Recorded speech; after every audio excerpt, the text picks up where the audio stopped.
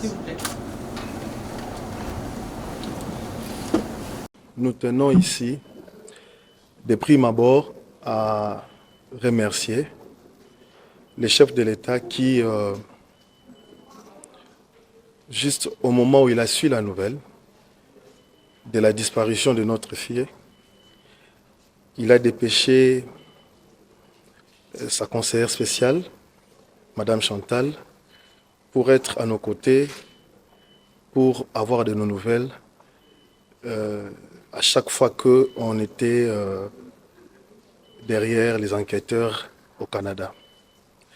Nous tenons également à remercier l'ambassadeur qui nous a assistés, qui, depuis le Canada, ne cesse de nous appeler, ne cesse de nous apporter son soutien, ne cesse de nous tenir informés de tout ce qui se passe là-bas. Ici sur place, nous remercions également le gouvernement.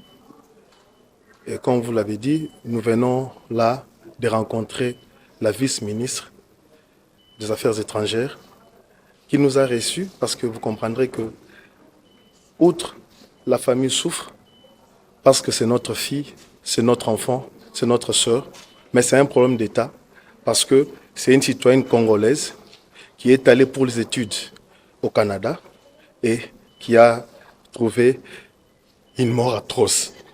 Une mort atroce, une mort atroce. Et nous remercions le gouvernement par rapport à ça. Merci.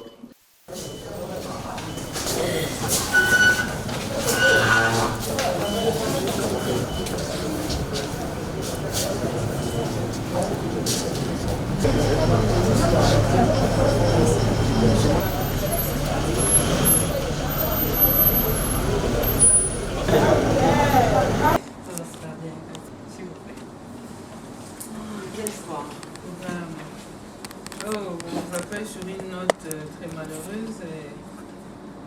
De la jeune étudiante congolaise qui a été retrouvée, dont le corps a été retrouvé hier à Trois-Rivières, dans la province de Québec. Donc, nous avons discuté de l'enquête policière qui progresse, les prochaines étapes, le rapatriement, etc. Donc, mon rôle comme ambassadrice du Canada ici en RDC et le rôle de l'ambassadeur de RDC à Ottawa pour faciliter le rapatriement le plus rapidement possible en RDC. C'est une très triste histoire. Ouais.